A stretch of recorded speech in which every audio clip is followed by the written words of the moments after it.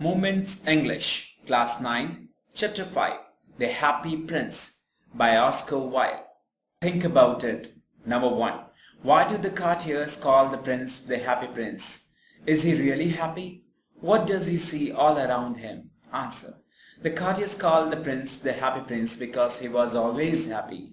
When he was alive, he did not know what tears were, for he lived in a palace where sorrows was not allowed to enter. However, when he died and was made into a statue, he was not happy, and tears flowed down his eyes on seeing the state of the city. He could see all the misery and ugliness of the city around him. Number 2. Why does the happy prince send a ruby for the seamstress?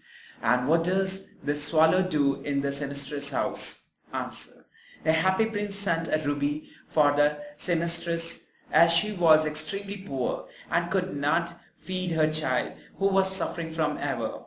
The swallow, on being pursued by the prince, went to the seamstress' house, and she had fallen asleep, so the swallow kept the ruby on the table where the woman worked. He then flew round the bed, fanning the boy's forehead with his wings. This made the boy feel relaxed, and he went to sleep.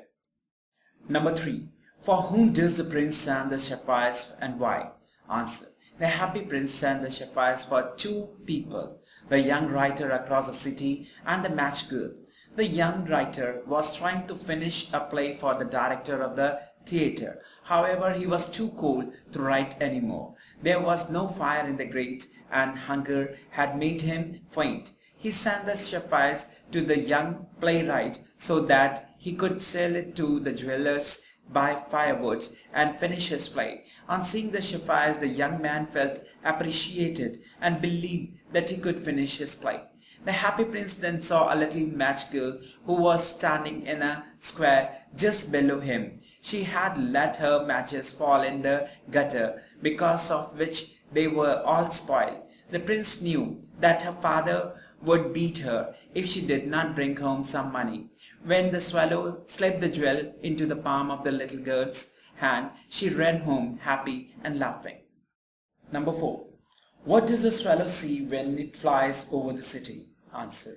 When the swallow flew over the city, it saw the stark contrast of plenty and poverty.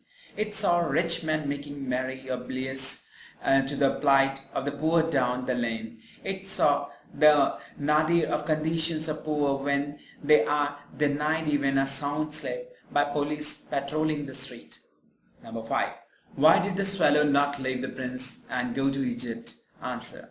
Since the prince had given away the 2 sapphires of his eyes, he had become blind. Therefore, the swallow decided to stay with the prince always. It can be inferred that the swallow was so touched by the prince's kindness that he decided to stay back rather than flying to Egypt and be with his friends.